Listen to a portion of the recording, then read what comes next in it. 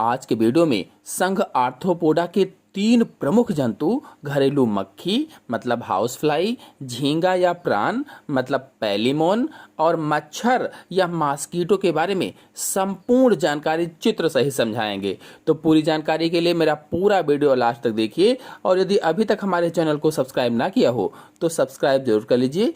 चलिए शुरू करते हैं। सबसे पहले घरेलू मक्खी का वर्गीकरण समझ लेते हैं, अर्थात क्लासिफिकेशन ऑफ हाउस फ्लाई के बारे में जान लेते हैं।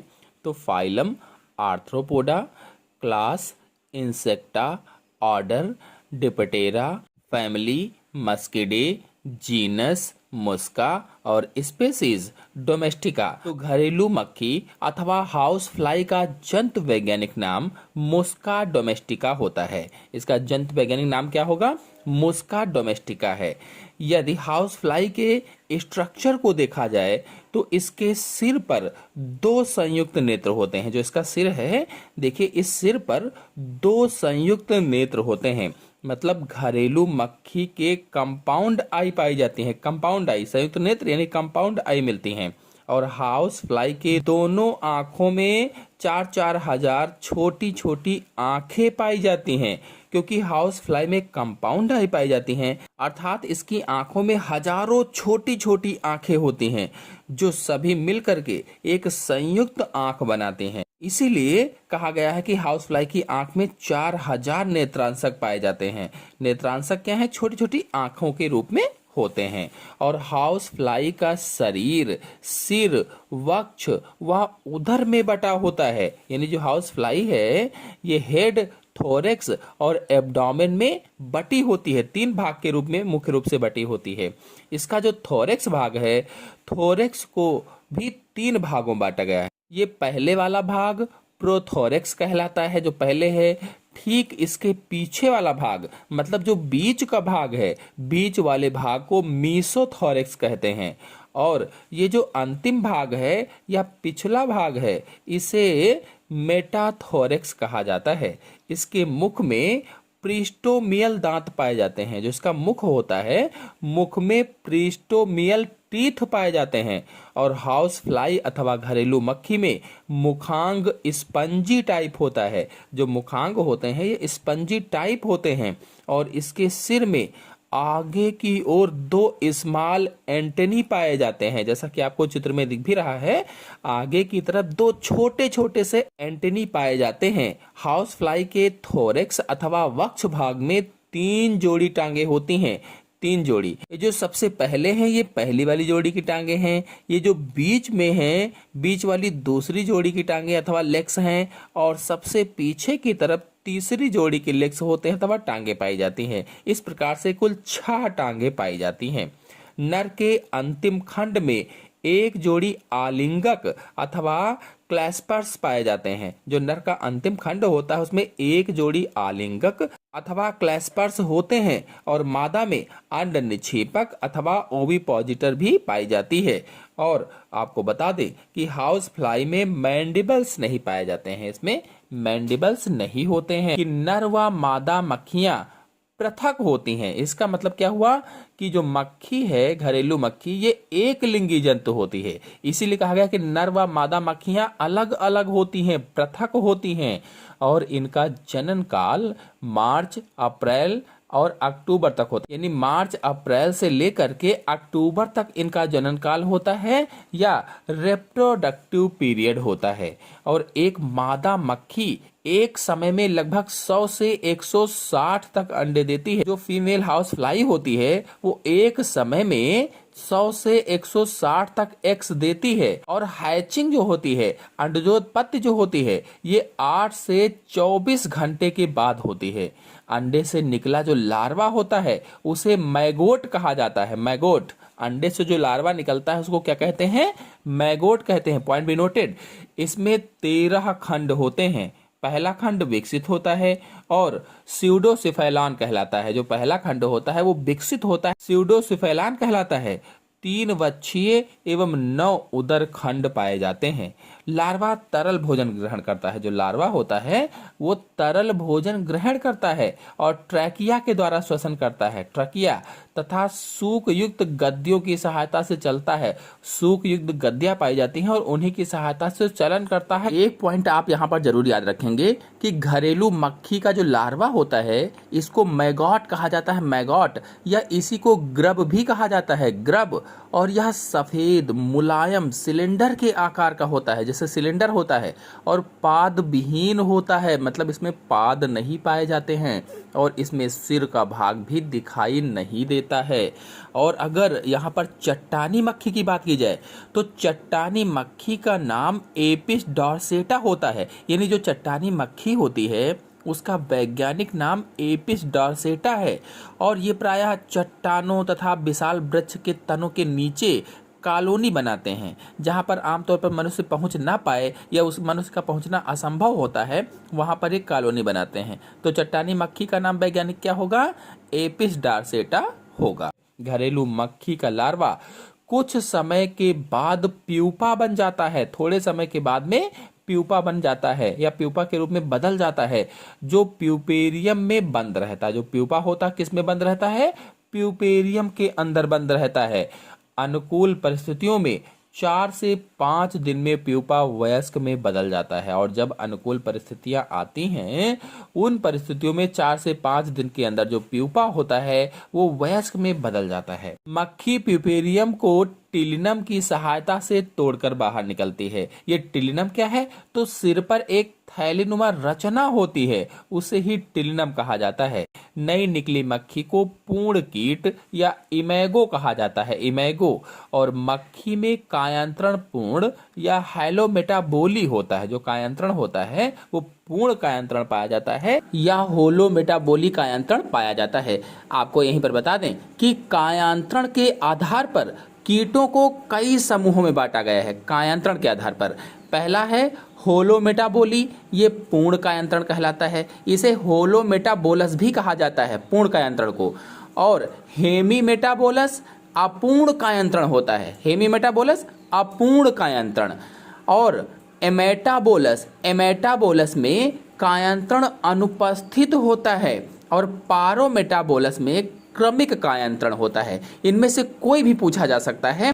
मक्खी की प्राकृतिक वास स्वभाव आदि की बात की जाए तो मक्खी दिन के समय निकलती है, दिन में, यानी दिनचर होती है। और रात में यह रस्सियों पर, तारों, खूंटियों, कपड़ों, दीवारों आदि पर बैठी विश्राम किया करती है। आप लोगों ने देखा भी होगा, दिन में यह कभी तो मानव मल, कभी कूड़े करकट, थूक, कफ, गोबर, सड़ी गली सब्जियों आदि गंदगी वस्तुओं पर बैठ बैठकर इन्हें स्पंज की तरह सोखती रहती है, खाती रहती है कह लीजिए।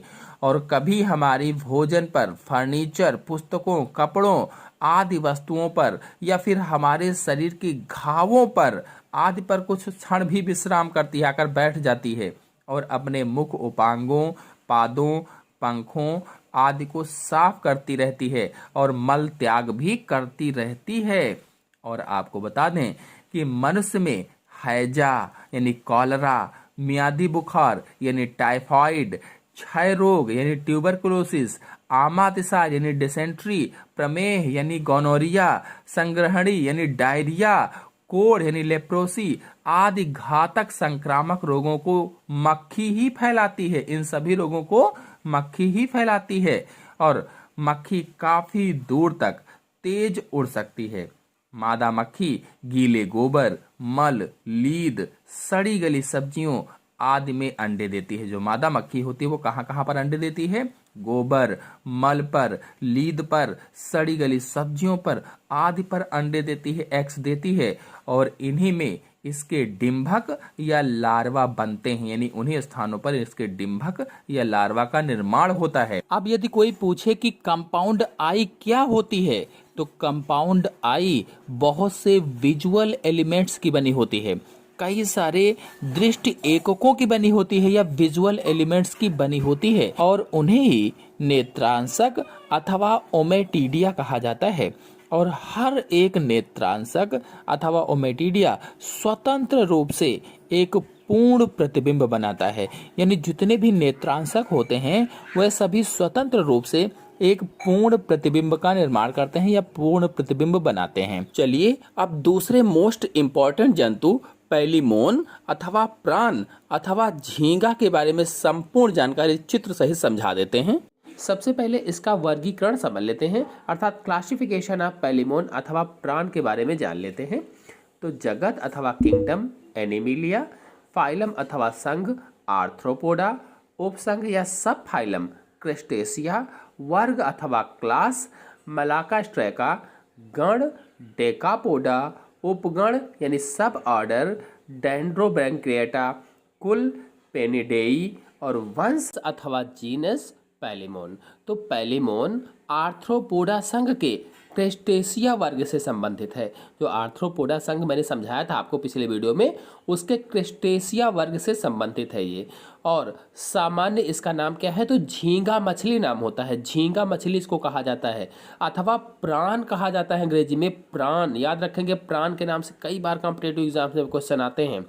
और आपको बता दें, पैलिमोन एक सर्वाहारी अलवड़ीय जलीय जंतु है। सर्वाहारी है यानी सब कुछ खा लेता है, जो शैवालों यानी एल्गी, मॉसेस, छोटे छोटे कीटों और मलबे इत्यादि को खाता है। अगर इसकी बाह्य संरचना की बात करें, एक्सटर्नल फीचर्स की बात करें, तो इसका शरीर लंबा होता है और द्विपार्श्व सममित होता है, यानी बायलेटरली सिमेट्रिकल होता है। और बायलेटरली सिमेट्रिकल क्या है मैंने समझाया है कई वीडियो में, आप पिछले वीडियो देख सकते हैं।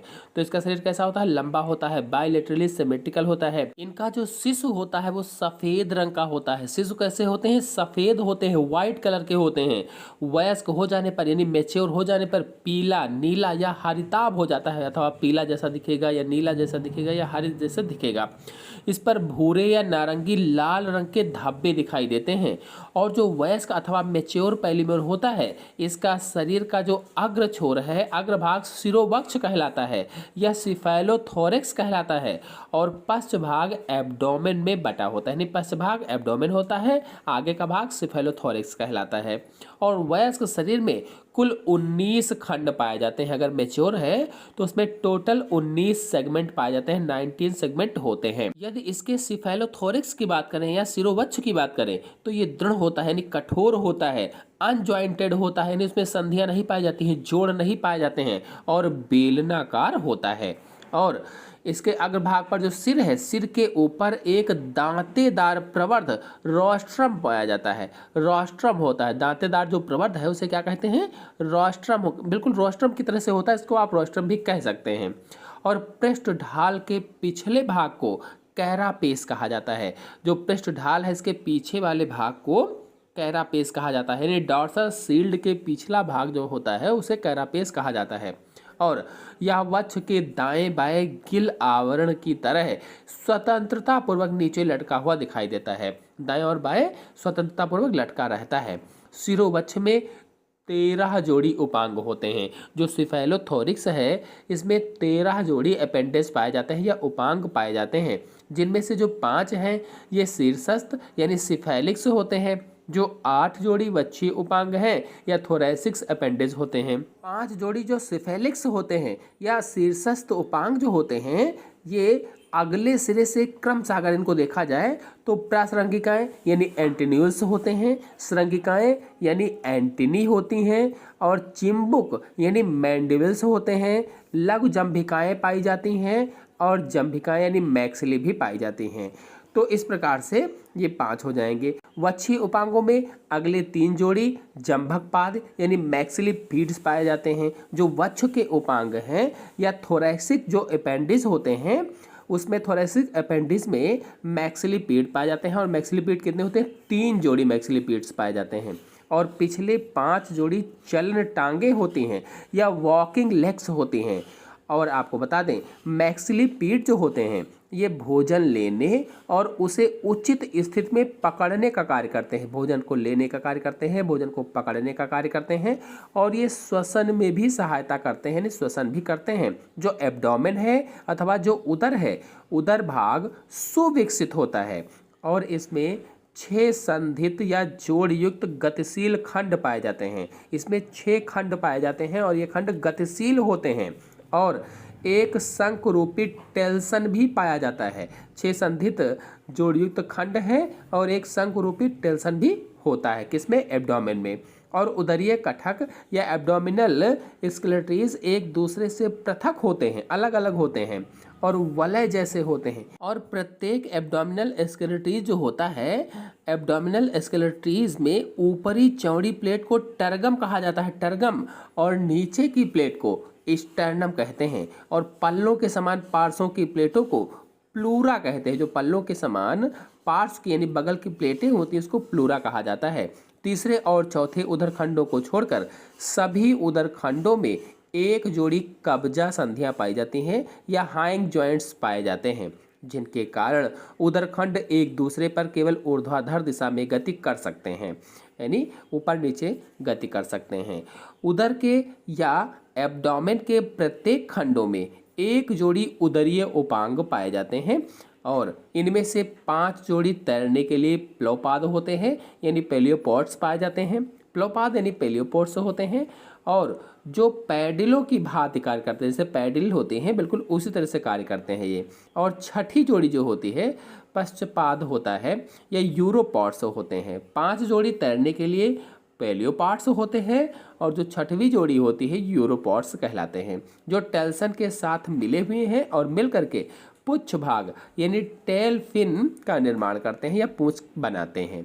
ये उपांग साधारण द्विशाखी होते हैं। शरीर भित्ति की अगर बात करें, बॉडी वॉल की बात करें, तो इस पर क्यूटिकल का आवरण पाया जाता है और बीच में एपिडर्मिस होती है और अंत में डर्मिस होते हैं। यानी सबसे ऊपर क्यूटिकल होता है, बीच में एपिडर्मिस होती है, मध्य में और अंत में डर्मिस पाई जाती है। तो पाचन तंत्र में सबसे पहले यानी डाइजेस्टिव सिस्टम में आहार नाल जो होती है 3 भागों में बटी होती है। आगे का भाग आहार नाल यानी अग्र आहार नाल या फॉरगट कहलाता है और फॉरगट में मुख होता है, मुख गुहिका होती है, ग्रसिका होती है और आमाशय होता है, यानी ग्रासिका और आमाशय ये फॉरगट में पाए जाते हैं या अग्र आहार नाल में पाए जाते हैं। और जो मध्य आहार नाल है यानी मिडगट है, इसमें आंत पाई जाती है, आंत। और जो पश्च आहार नाल है इस यानी जो हाइंड गट है, इसमें मलाशय अथवा रेक्टम पाया जाता है। अग्र और पश्च आहार नाल इंटीमा नामक क्यूटिकल के द्वारा आस्तरित होती है, यानी आगे की और पीछे की जो आहार नाल है, जो एलिमेंट्री कैनाल है, ये इंटीमा नामक क्यूटिकल से द्वारा ढकी होती है, जो विमोचन के समय जंतु के बाह्य कंकाल के साथ त्याग दी जाती है। जब विमोचन होता है तो बाह्य कंकाल के साथ अलग कर दी जाती है। और जो मध्य आहार नाल है या मिडगट है, इसमें अंतःचर्म यानी इंडोडर्म के द्वारा ये आस्तरित होती है। अग्र और पश्च इंटीमा के द्वारा आस्तरित है, जो मध्य यानी मिडगट है ये इंडोडर्म के द्वारा आस्तरित है। आमाशय में वृत्ताकार प्लेट या सर्कुलर प्लेट पाई जाती हैं, भालाकार प्लेट पाई जाती हैं, हेस्टेट प्लेट्स पाई जाती हैं, खाज प्लेट्स पाई जाती हैं और कटक प्लेट भी पाई जाती हैं। और पाचन तंत्र में एक बड़ा द्विपालित सघन और नारंगी रंग का ग्रंथिल पुंज भी पाया जाता है, जो जनन ग्रंथि के नीचे लगभग संपूर्ण शिरोवच्छ गुहिका में फैला हुआ है और इसे यकृत अग्नाशय या हिपैटोपेनक्रियास भी कहा जाता है। यकृत अग्नाशय या हिपैटोपेनक्रियास अग्न्याशय, क्षुद्रांत यानी छोटी आंत और यकृत का संयुक्त रूप से कार्य करता है और इसमें कुछ अंतःकोशिकीय पाचन भी पाया जाता है। अगर इसके श्वसन तंत्र की बात करें या रेस्पिरेटरी सिस्टम की बात करें तो पैलिमोन में श्वसन तंत्र सुविकसित होता है। यह क्लोम वार्कों के आस्तर यानी लाइनिंग ऑफ गिल्स कवर के द्वारा होता है। 3 जोड़ी इपिपोडाइट्स पाए जाते हैं और 8 जोड़ी गिल्स पाए जाते हैं और ये सभी अंग जो वक्ष है, जो थोरैसिक है, थोरैस के दोनों ओर 2 बड़े तथा संकुचित क्लोम कोष्ठों या गिल्स चैम्बर के अंदर सुरक्षित रहते हैं, बंद रहते हैं। अगर इसके ब्लड सर्कुलेशन की बात करें या ब्लड वेस्कुलर सिस्टम की बात करें तो पैलिमोन में खुले या रिक्तिकामय प्रकार का रुधिर संवहन तंत्र पाया जाता है, यानी खुले प्रकार का रुधिर परिसंचरण तंत्र इसमें पाया जाता है और इसमें रुधिर कोशिकाओं का अभाव होता है। अगर पूछा जाए कि पैलिमोन अथवा झींगा मछली में ब्लड सर्कुलेशन कैसे होता है तो ओपन प्रकार का होता है और रुधिर कोशिकाओं का अभाव होता है, यानी इसमें ब्लड कैपिलरीज नहीं पाई जाती हैं और रुधिर रिक्तिकाओं या कोटरों से होकर के शरीर में भरा रहता है या शरीर में बहता रहता है। और रुधिर परिवहन तंत्र में हृदयावरण यानी पेरिकार्डियम, हृदय यानी हेर्ट, धमनियां यानी आर्टरीज, रुधिर आशय यानी ब्लड लैकुनी आदि रुधिर चैनल तथा रुधिर सम्मिलित होते हैं, यानी ये सब चीज़ें पाई जाती हैं। रुधिर रंगहीन, पतला व जल के समान तरल होता है। रंगहीन होता है, उसे रंगीन नहीं होता है। पतला होता है, जल की तरीके का होता है, जिसमें अमीबाक्ष श्वेत रुधिर कणिकाएं तैरती रहती हैं, यानी अमीबा के आकार की श्वेत रुधिर कणिकाएं पाई जाती हैं, WBC पाई जाती हैं। इसमें लाल रुधिराणुओं का अभाव होता है, यानी RBC नहीं पाई जाती हैं। इसमें हीमोसाइनिन नामक वर्णक पाया जाता है, यानी इसके ब्लड में हीमोसाइनिन नामक पिगमेंट पाया जाता है, जो रुधिर प्लाज्मा में घुला रहता है। घुलता कहाँ है? तो रुधिर प्लाज्मा में घुला होता है। और रुधिर में विशिष्ट स्कंदीय गुण भी पाया जाता है। फिर अगर इसके उत्सर्जन तंत्र की बात करें, एक्सक्रीटोरी सिस्टम की बात करें, तो वयस्क पैलिमोन के उत्सर्जी तंत्र में एक जोड़ी हरित ग्रंथियां पाई जाती हैं, ग्रीन ग्लैंड्स पाई जाती हैं, हरित ग्रंथियां या ग्रीन ग्लैंड्स, और एक जोड़ी पार्श्ववाहिनी यानी लेटरल डक्ट्स भी पाई जाती हैं, और एक रीनल कोष यानी रीनल सैक भी पाया जाता है, और अध्यवण मुख्य भाग ये होते हैं। अब यदि पूछा जाए कि झींगा मछली के उत्सर्जी अंग कौन से होते हैं, excretory organ of prawn is, तो आप क्या बताएंगे? ग्रीन ग्रंथि बताएंगे। ग्रीन ग्रंथि या हरित ग्रंथि बता सकते हैं। आपको बता दें कि आर्थ्रोपोडा संघ के जंतुओं में कई प्रकार के उत्सर्जी अंग पाए जाते हैं। जैसे जो क्रेस्टेशिया वर्ग है, इसमें जो झींगा है, प्राण है, इसमें ग्रीन ग्रंथि मैंने बताया। ऐसे ही एरेक्निडा जो वर्ग है, उसमें जो बिच्छू होता है, बिच्छू में कॉक्सल ग्रंथि होती है, कॉक्सल ग्रंथि। और जो कॉकरोच होता है, कॉकरोच में मेलपीगियन नलिकाएं उत्सर्जी अंग के रूप में पाई जाती हैं। अगर इसके तंत्रिका तंत्र अथवा नर्वस सिस्टम की बात करें, तो तंत्रिका तंत्र 3 भागों का बना होता है। केंद्रीय तंत्रिका तंत्र यानी सेंट्रल नर्वस सिस्टम, परिधीय तंत्रिका तंत्र यानी पेरिफेरल नर्वस सिस्टम, अनुकंपी तंत्रिका तंत्र यानी सिंपैथिक नर्वस सिस्टम से मिलकर ही बना होता है। यदि पैलिमोन अथवा प्राण के सेंस ऑर्गन्स की बात की जाए, ज्ञानेंद्रियों की बात की जाए, तो पैलिमोन में संयुक्त नेत्र पाए जाते हैं, कंपाउंड आई होती हैं, लघु श्रृंगिकाएं और श्रृंगिकाएं मुख्य ज्ञानेंद्रियां इनकी होती हैं। इसमें एक जोड़ी काले और अर्धगोलाकार नेत्र होते हैं। नेत्र रोस्ट्रम के आधार पर दाएं तथा बाएं 2 नेत्र खांचों में स्थापित रहते हैं, ऑर्बिटल नॉचेस में स्थापित रहते हैं, और प्रत्येक नेत्र की रचना में स्वतंत्र दृष्टि से इकाइयों की एक बड़ी संख्या होती है, जिन्हें नेत्रांशक कहा जाता है या ओमेटिडिया कहा जाता है। इसी प्रकार के नेत्र संयुक्त नेत्र कहलाते हैं, यानी कई सारी आंखें मिल जाती हैं तो उसी को संयुक्त नेत्र कहा जाता है। आपको बता दें कि अगर इसका जनन तंत्र देखा जाए या रिप्रोडक्टिव सिस्टम देखा जाए, तो पैलिमोन में लिंग पृथक होते हैं, यानी ये एक लिंगी जंतु होते हैं। लिंग पृथक का मतलब एक लिंगी जंतु होते हैं। इसका मतलब लैंगिक द्विरूपता पाई जाती है, सेक्सुअल डायमॉर्फिज्म पाई जाती है। नर जंतु में नर जंतु जो होता है मादा की अपेक्षा बड़ा होता है, यानी नर जंतु बड़ा होता है और मादा जंतु छोटा होता है। अगर नर जनन तंत्र की बात करें, मेल रिप्रोडक्टिव सिस्टम की बात करें, तो इसमें 2 वृषण यानी 2 टेस्टिस पाई जाती हैं, वाइस डिफरेंसिया पाई जाती हैं, शुक्रग्राहिका शुक्रवाहक जिसको कहा जाता है, शुक्राशय यानी वेसिकुला सेमिनल्स पाए जाते हैं। ये प्रमुख भाग इसके होते हैं। और जो वृषण है अथवा टेस्टिस है, इसमें शुक्र जनन या स्पर्मेटोजेनेसिस की क्रिया होती है, और स्पर्मेटोजेनेसिस की क्रिया के द्वारा ही स्पर्मेटोजोआ का निर्माण होता है या शुक्राणुओं का निर्माण होता है। जो मादा जनन तंत्र है या फीमेल रिप्रोडक्टिव सिस्टम है, इसमें 2 अंडाशय यानी ओवरीज होती हैं, और अंडवाहिनी यानी ओविडक्ट भी पाई जाती हैं। अंडवाहिनी मादा जननिक छिद्र द्वारा बाहर खुलते हैं। चलिए अब तीसरे इंपॉर्टेंट जंतु मॉस्किटो अथवा मच्छर की पूरी जानकारी चित्र सहित आपको समझा देते हैं। मच्छर रात्रिचर होता है, अर्थात रात्रिचर जंतु है, रात में निकलता है, दिन में छिपा रहता है। इसका शरीर सिर, धड़ व उदर में बटा होता है। जैसा कि आप लोग चित्र में देख रहे हैं, इसकी जो बॉडी है वो हेड, थोरेक्स और एब्डोमेन में डिवाइडेड होती है। ये है हेड, ये है थोरेक्स और ये है एब्डोमेन। जो इसका हेड होता है अथवा जो सिर होता है, सिर पर 2 संयुक्त नेत्र पाए जाते हैं। चित्र में देखिए, इसके सिर पर 2 संयुक्त नेत्र पाए जाते हैं, यानी मच्छर अथवा मॉस्किटो में 2 कंपाउंड आई पाई जाती हैं, कंपाउंड आई। और सिर पर 2 लंबी श्रृंगिकाएं अथवा एंटेनी भी हैं। इसका जो सिर है, इस पर 2 लंबी लंबी सी एंटेनी अथवा श्रृंगिकाएं भी पाई जाती हैं। और प्रोबोसिस भी होती है। इसका जो माउथ होता है वो एक तरीके का प्रोबोसिस कहलाता है, जो त्वचा को भेदने व रक्त चूसने में हेल्प करता है। जो प्रोबोसिस है ये क्या करता है, त्वचा में छेद करने के लिए होता है और रक्त को चूसने के लिए भी होता है। यह एक तरीके का ब्लड सकिंग ऑर्गन्स होता है, ब्लड सकिंग ऑर्गन्स। और इसके मुख में 47 दांत होते हैं, यानी मच्छर में कुल 47 दांत पाए जाते हैं। अब इसका जो थोरेक्स भाग है अथवा जो धड़ वाला भाग है, धड़ वाले भाग में 3 जोड़ी टांगे पाई जाती हैं, मतलब 3 पेयर्स ऑफ लेग पाई जाती हैं, अर्थात कुल 6 टांगे मच्छर में पाई जाती हैं। और ये टांगे जोरदार होती हैं, जिनके लेग्स होते हैं वो संधियुक्त होते हैं। और आपको बता दें कि एक जोड़ी पंख भी पाए जाते हैं, एक जोड़ी पंख यानी 2 पंख पाए जाते हैं। अब इसका जो तीसरा भाग है, तीसरा भाग उदर अथवा एब्डोमेन कहलाता है, और इसके उदर में 10 खंड होते हैं, 10। नर में 9वां जो खंड होता है, 9वें खंड में एक जोड़ी आलिंगक होते हैं या क्लैस्पर्स पाए जाते हैं। जो मेल होता है, मेल में एक जोड़ी क्लैस्पर्स पाए जाते हैं।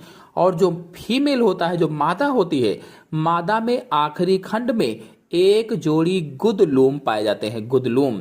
और नर में ग्लूमोस श्रृंगिका पाई जाती है, ग्लूमोस एंटनी पाई जाती है। और जो मादा होती है, मादा में पाइलोस श्रृंगिका पाई जाती है, पाइलोस। और श्रृंगिका में 15 खंड होते हैं। जो श्रृंगिका होती है, प्रश्न पूछा जा सकता है ये। और इसमें श्रवण संवेदी जॉन्स्टन अंग पाए जाते हैं, सुनने के लिए जॉन्स्टन अंग होते हैं। आपको बता दें कि जो मच्छर है ये एक लिंगी प्राणी होता है, एक लिंगी, अर्थात नर व मादा मच्छर अलग अलग होते हैं। जो नर मच्छर होता है ये पौधों के फूलों का जो रस होता है, पौधों के रस को चूसता है, जबकि जो मादा मच्छर होता है, मादा मच्छर ब्लड को चूसता है। ब्लड अर्थात सैंग्विवोरस होती है, जो मादाएं होती हैं, जो फीमेल्स होती हैं, ये सैंग्विवोरस होती हैं। कहने का मतलब ये है कि मच्छरों में केवल जो मादा मच्छर होती है यही रक्त चूसती है। नर कभी भी रक्त नहीं चूसता है, नर कभी भी काटता नहीं है, रक्त नहीं चूसता है। यहाँ पर एक प्रश्न बनता है कि मादा मच्छर अथवा मादाएं जो होती हैं या मच्छर जो होते हैं रक्त क्यों चूसते हैं? तो मच्छर खून क्यों पीते हैं? तो उन्हें अपने बच्चों के बढ़ने के लिए प्रोटीन की आवश्यकता होती है। मतलब अंडों का जो विकास है, अंडों के विकास के लिए या अंड समूह बनाने के लिए अधिक मात्रा में प्रोटीन चाहिए होती है, अधिक मात्रा में न्यूट्रिशन चाहिए होता है, या अधिक मात्रा में प्रोटीन और न्यूट्रिशन की जरूरत होती है। इसीलिए ये खून पीते हैं अथवा इसीलिए खून को चूसते हैं। एनाफ्लीज मच्छर सतह से 45 डिग्री का कोण बनाकर बैठता है। जो एनाफ्लीज होता है ये सतह से 45 डिग्री का कोण बनाकर बैठता है और इसके पंखों पर धब्बे होते हैं, ये इसकी पहचान है।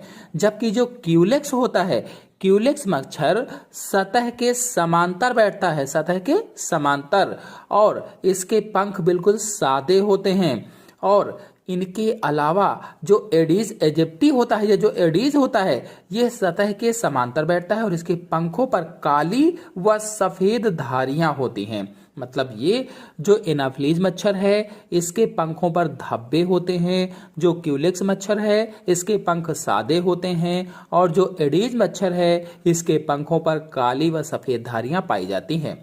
मच्छर का लार्वा रेगुलर होता है, रेगुलर, और इसके प्यूपा को टम्बलर कहते हैं। मच्छर को जो लार्वा होता है उसे रेगुलर कहते हैं और इसके प्यूपा को टम्बलर कहा जाता है।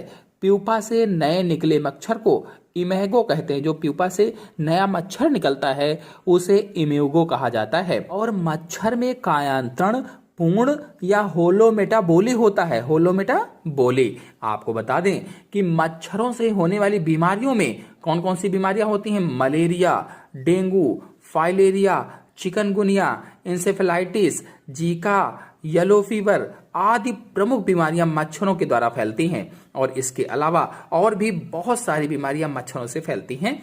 इनमें से जो इंसेफेलाइटिस है इसको आमतौर पर जापानी बुखार के नाम से जाना जाता है या पहचाना जाता है। यह एक तरीके का दिमागी बुखार होता है जो वायरल संक्रमण की वजह से फैलता है। बता दें यह रोग क्यूलेक्स ट्राइनोटिक्स नामक मच्छर के द्वारा फैलता है। आशा है आप सभी लोगों को संघ आर्थ्रोपोडा के इन 3 जंतुओं के बारे में समझाई गई पूरी जानकारी आपको अच्छे से समझ में आ गई होगी। तो आज के अंक में इतना ही। अगले अंक की जानकारी के लिए मेरे चैनल को सब्सक्राइब कर लीजिए और वीडियो को लाइक ना किया हो तो लाइक और शेयर जरूर कीजिए। धन्यवाद।